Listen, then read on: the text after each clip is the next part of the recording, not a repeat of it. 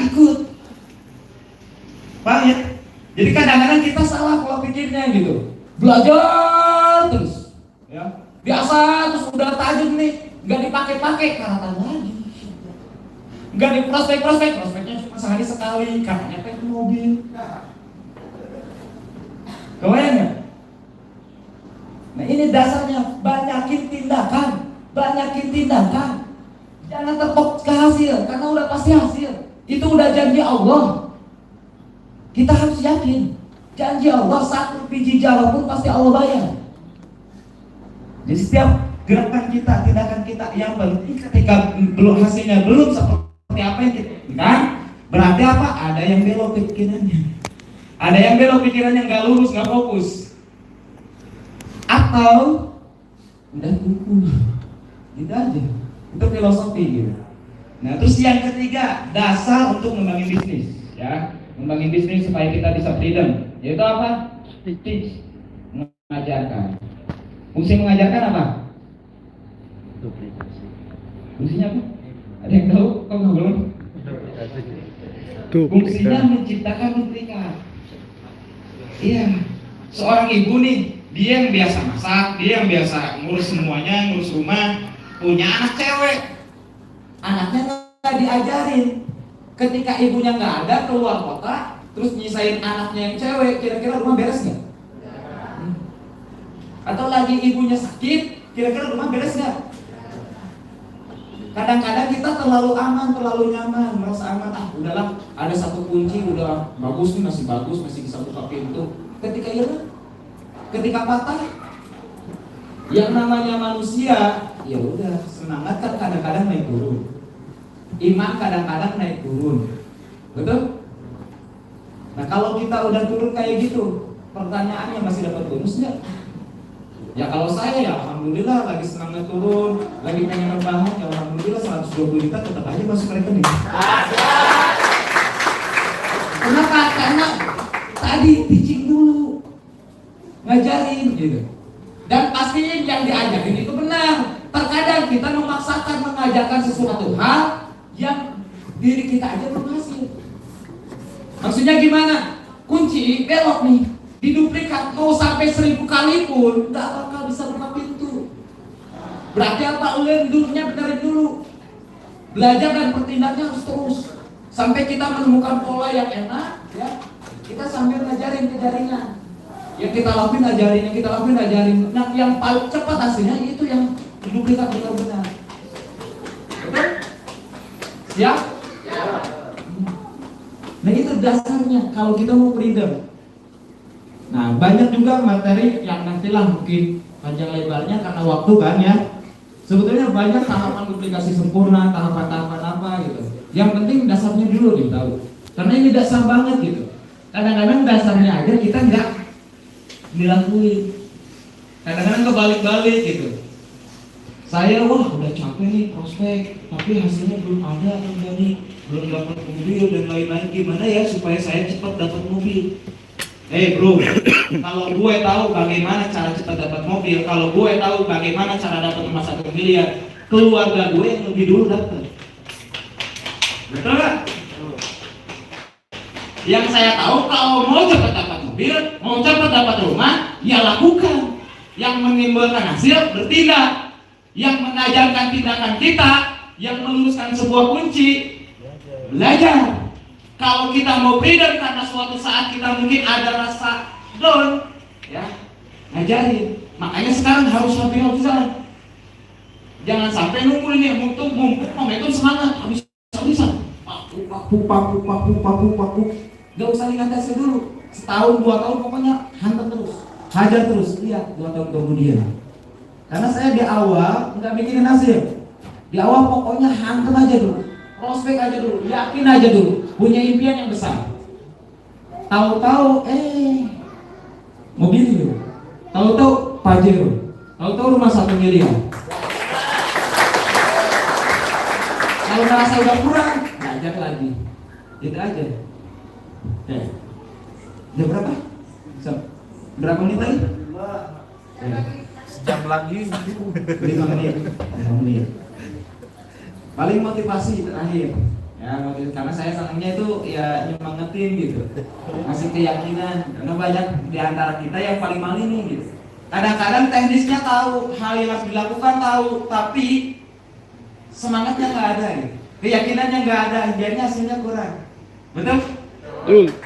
Keyakinan yang sering saya share apapun materinya, pasti ujung-ujungnya keyakinan. Karena keyakinan ini sebuah hal yang mahal. Nah, saya sering sampaikan bahwa hasil saat ini itu dari apa yang kita lakukan di masa lalu. Kebanyakan dari kita hidup di masa lalu. Percaya nggak? Percaya nggak? Kebanyakan dari kita hidup di masa lalu. Kenapa? Karena kita selalu berbicara hasil kita saat ini. Wah, saya kan lagi punya utang, nggak berani, bagaimana bisa ini? Saya nggak punya duit, bagaimana mau prospek? Saya nggak bisa ini. Kebanyakan bicara saat ini. Ketika bicara saat ini itu adalah hasil dari masa lalu. Berarti kehidupan Anda di masa depan nggak akan beda jauh seperti apa yang Anda alami saat ini. Ya. Berarti apa yang harus kita lakukan? Ingat, masa depan hanya milik mereka yang percaya akan indahnya sebuah impian dan bintang. Bagi orang yang percaya dengan impiannya pasti tercapai. Dia nggak akan bilang siapa dia saat ini, tapi dia akan bilang siapa saya di masa depan. Kan, kamu ngajak saya dapat bisnis ini. Saya tahu kamu punya utang. Saya tahu kamu punya utang, minus gede. Kemarin aja gagal di bisnis sebelumnya. Lah sekarang mau ngajak bisnis lagi. Udahlah, gitu. Jangan ngaco, jangan ngawur. Thank you. Alhamdulillah. Karena kamu lihat saya di masa lalu. Kalau kamu lihat saya di masa depan, saat ini saya adalah peraih mobil ini. Saat ini saya adalah peraih Pajero. Saat ini saya adalah peraih luxury. Kamu nggak percaya? Lihat bulan depan. Di depan ada mobil. Tatapa masa depan. Kalau kita di masa depan pun lebih baik. Percaya akan sebuah impian. Miliki impian yang kuat. Tekad yang kuat. Jangan lembek. Terus gentle, Pak. Terima apapun yang kita alami saat ini. Apapun itu, gak masalah, tapi bukan pasrah. Karena kemenangan sejati bukan milik mereka yang saat ini menang. Kemenangan sejati adalah milik mereka yang terus berjuang. Ketika salah perbaiki, dia terus berproses, terus berjuang. Kemenangan sejati hanya milik mereka yang bertahan dalam proses. Kemenangan sejati milik mereka yang terus introspeksi, belajar kembali. Kemenangan sejati hanya milik mereka yang bangkit ketika jatuh. Bukan di saat ini menang, karena peluit belum berakhir, Bapak Ibu. Selama Bapak Ibu masih bisa bernapas, selama Bapak Ibu masih bisa melihat, peluit belum berakhir. Jawab kita masih ada dalam diri kita. Pertanyaannya, apakah nanti di akhir hayat kita dikenal sebagai orang miskin atau sebagai orang kaya? Kita dikenal sebagai orang pemenang atau pecundang? Walaupun 1000 kali menang, tapi di akhir hayat kita kalah. Orang kenal kita orang yang kalah. Walaupun usia 50 tahun kita menjadi orang kaya, di usia 51 tahun kita meninggal sebagai orang miskin, orang kenal kita sebagai orang miskin. Artinya apa? Enggak masalah sekarang. Mau kita kalah, mau kita ditolak, mau kita apapun, enggak masalah. Mau 1000 kali kalah pun enggak masalah. Kalau 1001 kali kita menang, orang akan kenal kita sebagai pemenang. Betul? Maka dari itu jangan pernah lihat keadaan. Yang lihat adalah apa? Selama kita berproses, selama kita berjuang, kesempatan selalu ada. Itu sudah dibuktikan. Di mana dulu ada final Liga Champion, Liverpool dan AC Milan. Babak pertama kalah 3-0. Semua pemain udah drop. Wah, udahlah kita mungkin menang. Kita kalah. Tapi ya alhamdulillah, kita bersyukurlah udah juara dunia, juara kedua. Ya juara kedua juga lah alhamdulillah. Kadang-kadang kita gitu. Ya udah gini juga alhamdulillah. Udah pada nyerah semua, udah nggak pada percaya. Tapi ada satu orang, Stephen Gerrard, seorang kapten Liverpool. Dia bilang, enggak, kita pasti menang. Bahkan pemain mereka lebih bagus. Enggak, kita pasti menang. Tapi karena ini, enggak, kita pasti menang. Selama peluit belum berakhir, di situ masih ada kesempatan. Selama kita punya semangat daya juang tinggi, di situ masih ada kesempatan.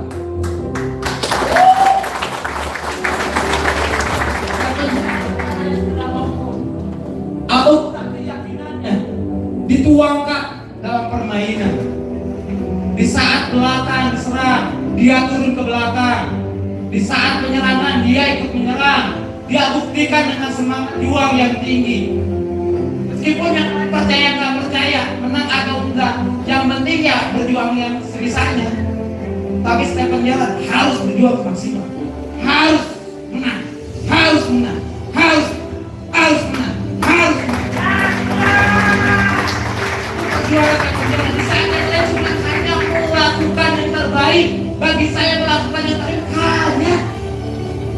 hanya karena kadang-kadang ketika kita berusaha melakukan yang terbaik ada rasa kenapa kok saya udah melakukan yang terbaik hasilnya kurang.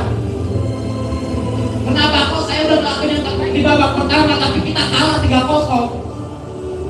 Stephen Gerrard nggak hanya melakukan yang terbaik, tapi harus jadi yang terbaik, harus jadi pemenang.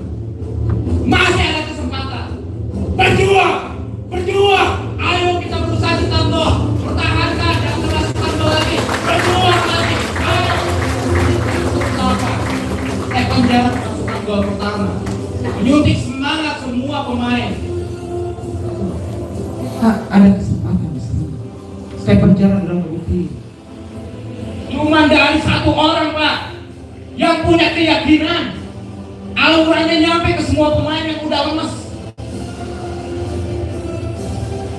Dia yang berjuang semua, sekuat tenaga, semaksimal mungkin. Harus menang. Ayo kita bisa menang. Ayo kita bisa menang. Ayo kita bisa menang. Hingga akhirnya peluit berakhir 3-1. Babak tambahan pertama, babak tambahan kedua masih gol nggak tercipta, adu penalti dan Liverpool yang menang. Itu sejarah yang membuktikan di mana seorang kapten gak melihat fakta keadaan, gak melihat kekurangan, tapi yang dia lihat adalah masa depan. Masa depan hanya milik saya, milik Anda, milik mereka yang percaya. Siap menatap masa depan. Siap berjuang. Siap menjadi perayaan saya berikutnya. Aman teman.